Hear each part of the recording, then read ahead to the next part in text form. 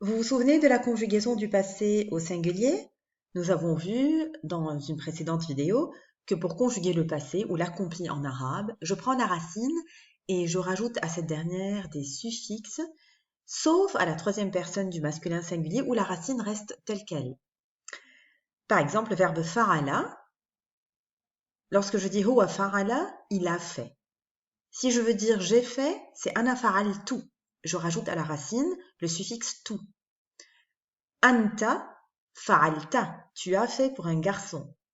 Anti fa'alti, tu as fait pour une fille. Huwa fa'ala et hiya fa'alat. Hiya fa'alat, elle a fait.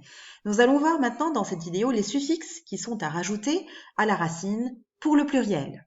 ماذا فعلتم الأسبوع الماضي؟ فعل, c'est notre racine.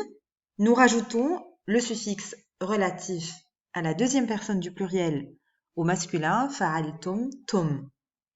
Ça correspond au pronom personnel antum. Antum fa'altum.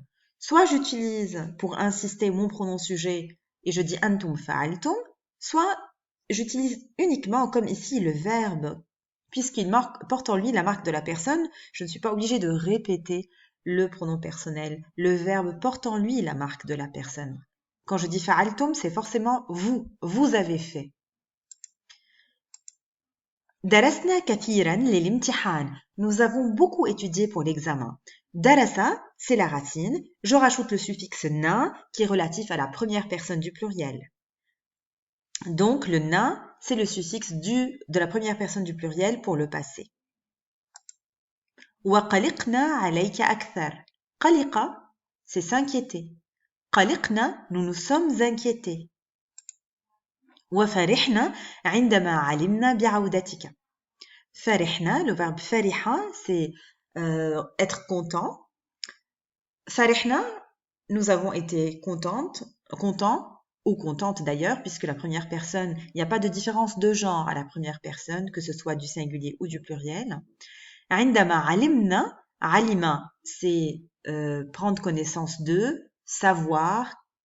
Donc, quand nous avons appris, quand nous avons su que tu revenais, donc alima, c'est la racine, alimna, c'est le passé à la première personne du pluriel.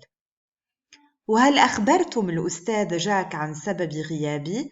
أخبر, c'est raconter, informer. أخبرتم, vous avez informé. أكيد وحضرنا لك نسخة عن كل الدروس, bien sûr, et nous avons préparé une copie de toutes les leçons. حضر, c'est préparé. حضرنا, nous avons préparé.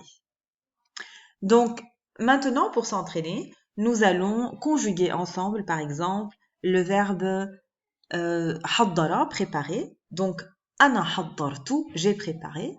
أنت حضرت, tu as préparé pour un garçon. أنت حضرتي, tu as préparé pour une fille. هو حضر, donc là j'utilise la racine telle quelle. حضر, il a préparé. هي حضرت, elle a préparé. Et nous avons vu aujourd'hui la première personne du pluriel. حضرنا, nous avons préparé. Et حضرتم, vous avez préparé quand on s'adresse à des hommes ou à des hommes et des femmes en même temps.